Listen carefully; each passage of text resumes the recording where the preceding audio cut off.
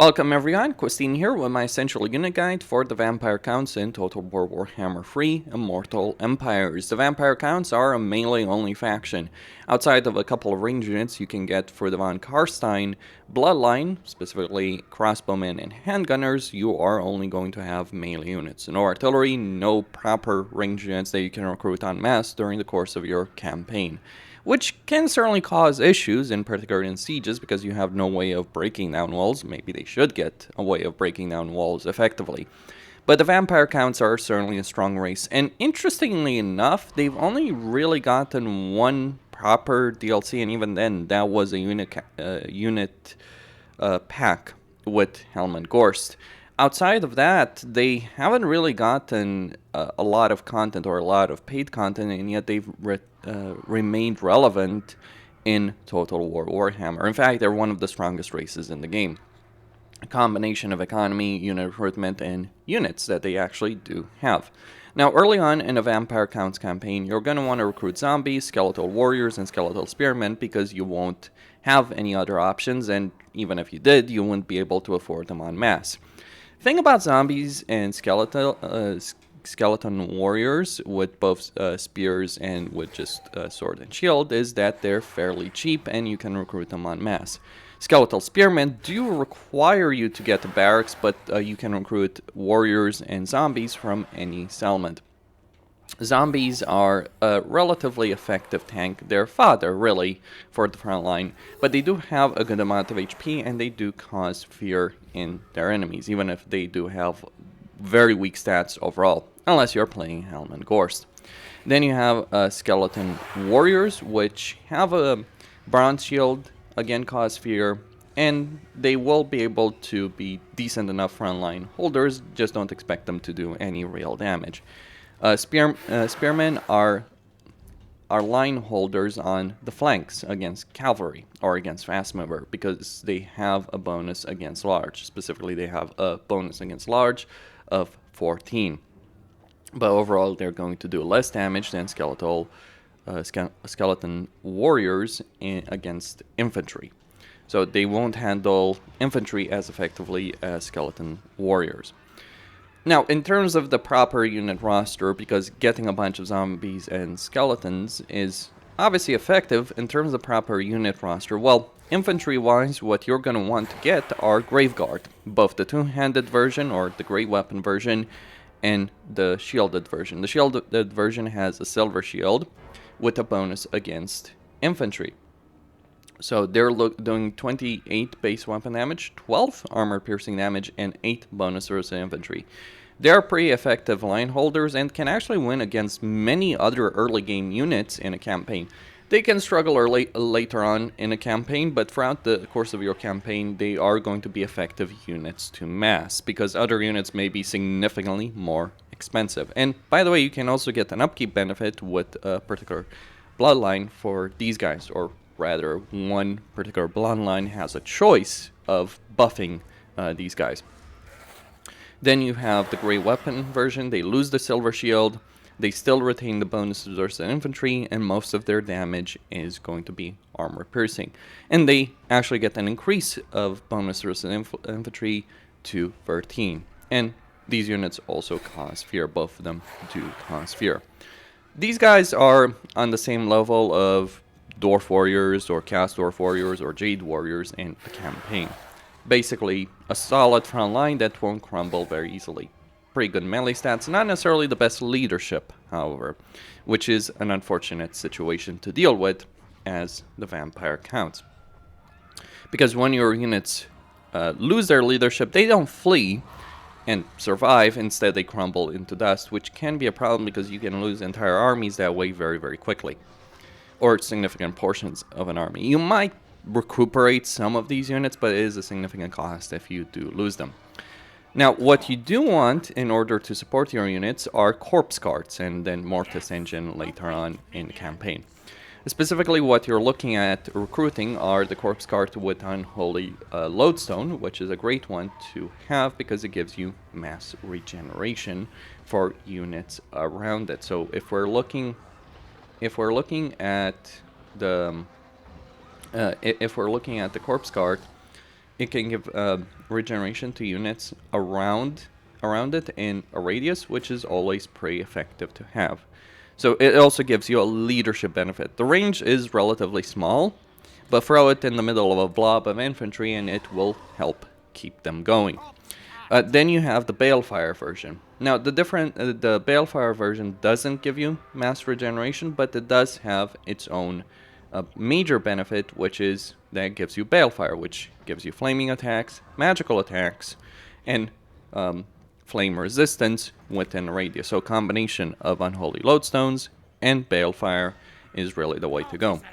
And at a much higher tier, you do get the Mortis engine, which gives you mass regeneration, magic harvester, and causes terror, and gives you a magical aura.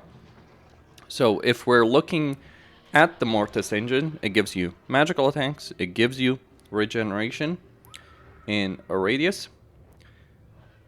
Looking at the various benefits, and causes terror, so it can be pretty effective against enemies, or in terms of supporting an army.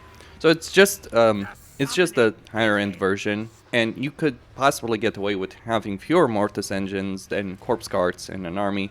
Yes, you won't have the flaming attacks, which is obviously a shame, but outside of that, you're basically getting these two units combined in a single one in a lot of ways, and that can really help you out during the course of your campaign, because it will allow you to have more units of different types, more direct damage units than Mortis engines or corpse carts.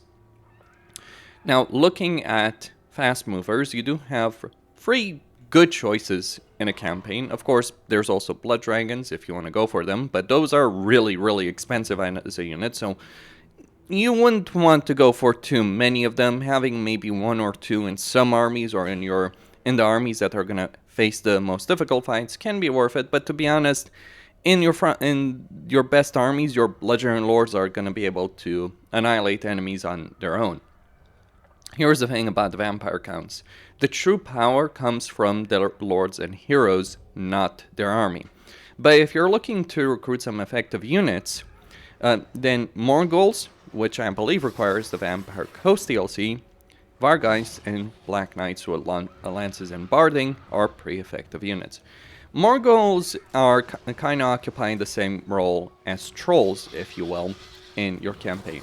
They don't have the best armor, but the stats they do have are pretty effective. They have 30% missile resistance, they cause fear, and they have Vanguard deployment. And crucially, they have the siege attacker attribute, so if you have Mongols in an army, you can just attack any settlement that you come across.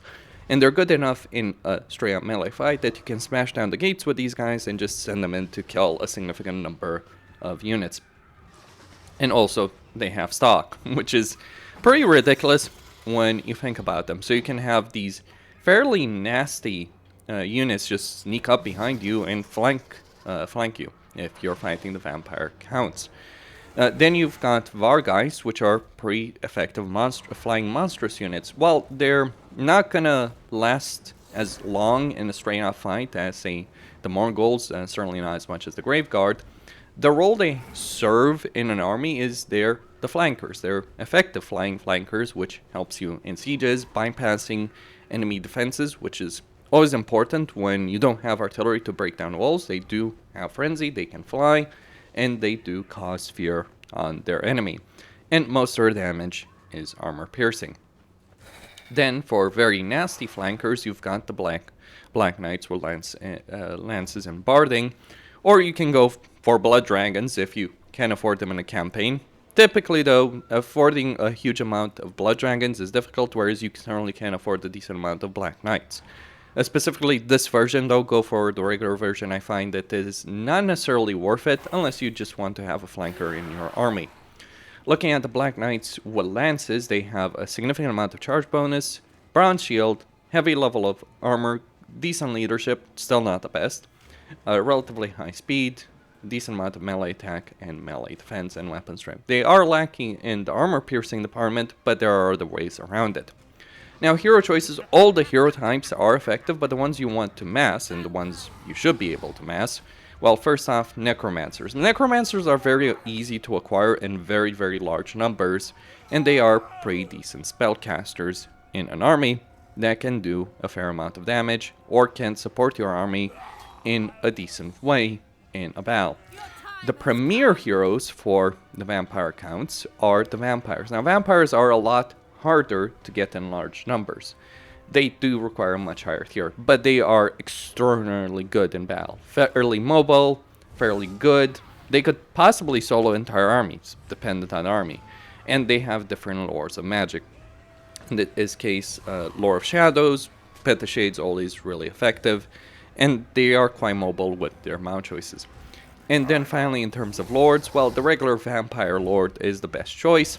But generally speaking, when it comes to leading armies, what you really want to do is have the various bloodline lords leading your various armies. Because you should be able to get enough blood kisses to get a lot of those special vampire lords to lead armies, and they're just going to give you significant benefits. If there's any particular bloodlines I would focus on, Blood Dragon is always effective because of the skill line that they do have. Netrarchs can be solid as well. Lamians are incredible because of the diplomatic benefit you can get through them, and obviously Von Karstein for some ranged unit options. But even regular vampire lords are quite effective in combat between their melee skill line and their magical skill line and their mount choices. Cosine here signing out. Don't forget to subscribe, like, and enable notifications, and stay tuned for more.